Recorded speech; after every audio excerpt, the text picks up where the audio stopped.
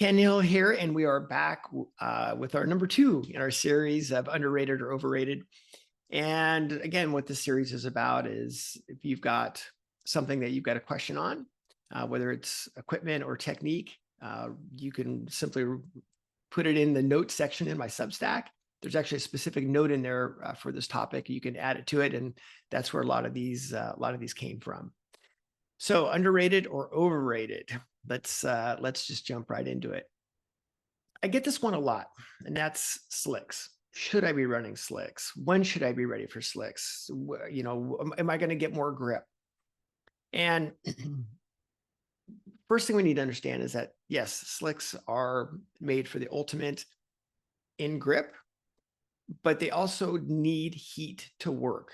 They have to work in a certain operating range of heat. And if you're not able to develop enough force to get them to work in that operating zone, you're actually going to end up with less grip. You're going to end up with tire tearing, just a whole bunch of other little issues.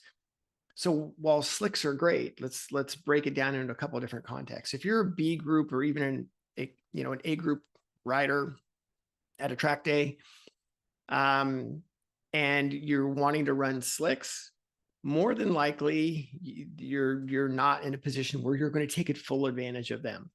So a lot of times you're going to hassle with, again, tire warmers. You're going to deal with stands, checking your pressures all the time, for something that you really don't need. You can get in all the manufacturers, whether it's Dunlop,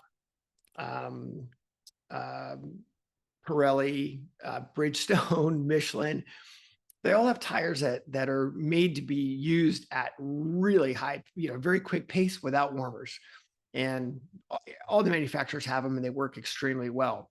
And you can run a very, very quick pace on those tires and not necessarily have the need to run slicks. A quick point example of that is when the Dunlop Q5 got released, they ran those down at Buttonwillow with Cam Peterson and Jake Gagne. And they just threw a set on the bike. And so they threw a set, and I'm not going to quote the exact lap times, but I'll be close. Basically, they were 4 seconds or 4.5 seconds off their best slick times on standard street tires, Q5s. So yeah, the tires worked extremely well, and you can get after it.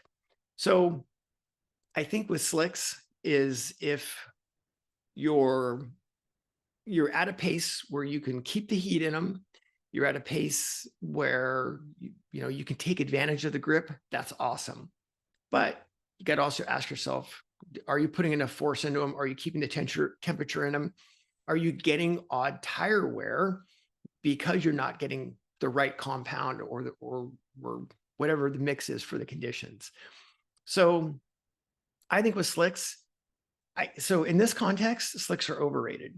I think you can go at extremely quick paces on a DOT or even one of the new performance track day type of tires that all the manufacturers seem to have. So yeah, is there a time and a place for slicks? You bet. If you're racing, absolutely. But for most of the people, we don't need slicks. And regardless of whether you think you're getting a little bit of extra confidence running them, unless you're able to keep them hot, and unless you're choosing the right compounds, you're probably putting yourself in a little bit of a compromise there. So, all right. Take extenders. Yeah. So take extenders. And also this goes along with ergonomics, which we'll talk about. So I think tank extenders in general are overrated. Now, hang on. I think that there's a small subset of people whose body shapes or what bike they're on might lend itself well to having one, whether they're long legs, long torso, they're taller, whatever it might be. There's some people that need to have that contact, and I get it. But for most of us, it seems to bring in more problems than what it's worth. And I've witnessed some very, very quick riders winning national championships without tank extenders. And then without the tank extender, it just makes their life a lot easier.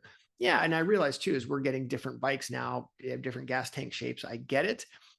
But unless you're running into a problem Getting a take extender and spending all day screwing around with it and changing your rear sets and changing your bars, typically, no. I think there's a lot of hassle that goes into that may not, most normal people don't need. So again, are there people that need them? Absolutely. But for the burning people that are running take extenders because they think they need a take extender because it's cool, yeah, I think they're overrated. All right. So this one, ergonomics. Yeah, ergonomics in general, meaning how you're sitting, how you'll be able to use your hands, how you're supporting yourself, how you're using your core. Very underrated. I think that is something where spending the time to fit yourself on how you're sitting on your motorcycle or even sitting in your car, it is huge. And the whole idea is you want to be able to use your hands and use them correctly, have the appropriate weight on them at the right times, and have less weight on them at the appropriate times. So how you're supporting yourself, which foundationally is we're going to start with our feet, our butt, our legs, all of those are to support ourselves so we can have feel in our hands and be able to use our hands appropriately. So ergonomics, I think, is quite underrated. There's so many, we're all different body shapes. We all have different, all the bikes are different, body shapes are different. We all have different needs, different fitness levels. All these things go into play. So you running a set of bars that somebody's that's a foot taller than you is running may not be the right thing, or running the same rear sets as somebody that's a different height than you or different level than you are, not necessarily the right thing. So I think getting fitting on your bike is very, very important. But yeah, ergonomics is, in my opinion, underrated. So, all right, there you go for round 2 of this series.